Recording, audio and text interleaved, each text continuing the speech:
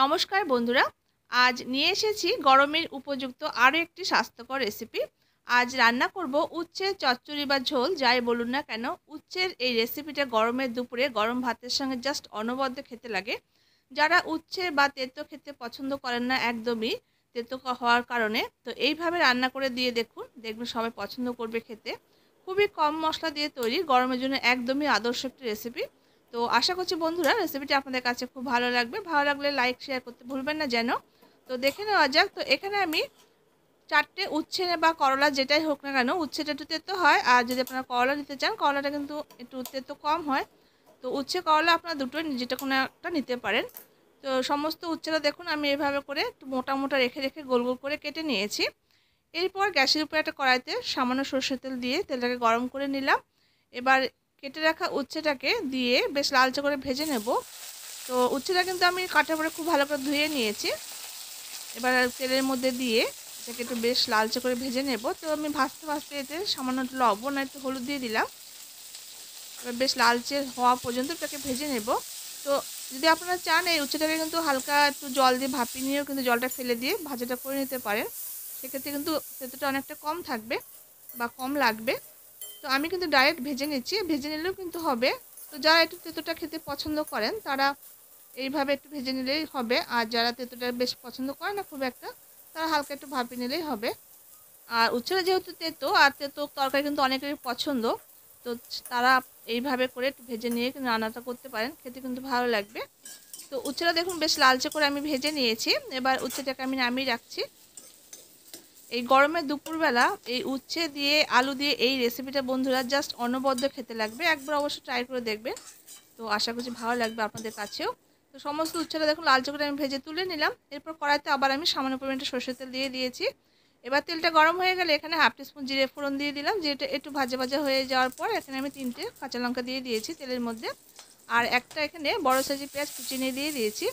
তো পেঁয়াজটা কিন্তু আমি এখানে অ্যাড করেছি। এই রেসিপিতে পেঁয়াজটা দিলে কিন্তু ভালো লাগবে। পেঁয়াজের যে একটা গন্ধ, তাতে কিন্তু এই রেসিপিটা খুব ভালো হয়। তবে আপনারা যদি পেঁয়াজটা দিতে না চান সেক্ষেত্রে পেঁয়াজটা স্কিপ করতে পারেন। তো পেঁয়াজটা দিয়ে খুব বেশি কিন্তু ভাজবো না, হালকা একটু নাড়াচাড়া করে নেব। পেঁয়াজটার মধ্যে একটু যেন কাঁচা কাঁচা ভাব থাকে সেরকম করে রাখতে হবে। তো দেখুন হালকা আমি একটু নাড়াচাড়া করে নিয়েছি। এরপর এখানে আমি কিছু মশলা অ্যাড করে দেব। তো এখানে হাফ টিস্পুন এখানে হলুদের গুঁড়ো দিয়ে দিয়েছি। আর এখানে খুবই কম মশলা দিয়ে আমি এটা রান্নাটা করছি, যেহেতু গরম জন্য রান্নাটা হচ্ছে আর গরমের উপযুক্ত তরকারি। তো আমি খুবই কম মশলা রান্না করার চেষ্টা করছি। তো এখানে সামান্য একটু হলুদ, তারপরে 1 টিস্পুন এখানে জিরের গুঁড়ো, সামান্য পরিমাণ একটু হাফ টিস্পুন পরিমাণ একটু লাল লঙ্কার গুঁড়ো, আর টেস্ট হিসেবে লবণটা দিয়েছি। আর সামান্য একটু জল দিয়ে দিয়েছি যাতে মশলাগুলো কষাতে গিয়ে পুড়ে না যায়। এবার দেখুন খুব ভালো করে মশলাটাকে আমি কষিয়ে নিয়েছি। মশলাটা চারদিক থেকে দেখুন তেল ছাড়তে শুরু করেছে।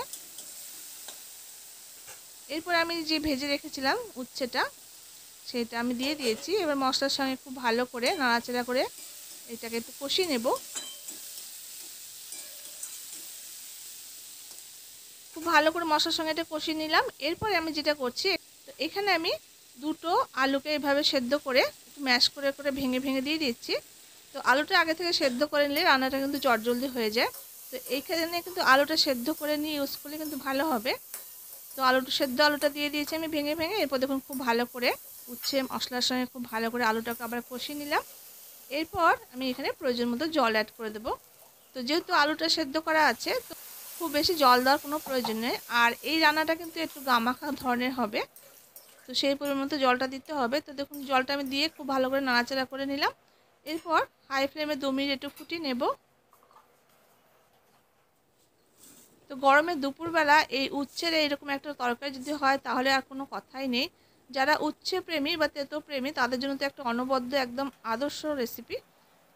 তো তাদের ভালো লাগবে। তো এবার মিনিট 5-6 মতো আমি ঢাকা দিয়ে রান্না করে নিয়েছি।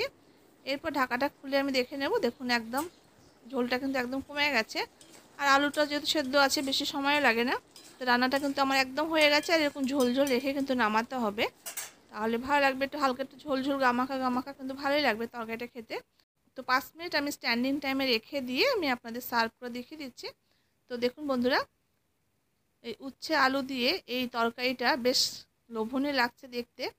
আর খুবই কম মশলা দিয়ে তৈরি, যার জন্য গরমে খুবই উপযুক্ত একটা রেসিপি। বেশি তেল মশলাযুক্ত খাবার কিন্তু আমাদের গরমে দেখবেন খেতে ইচ্ছা করে না। এরকম একটু হালকা পাতলা উচ্ছে দিয়ে তেঁতো দিয়ে কোনো তরকারি হলে কিন্তু বেশ ভালো লাগে।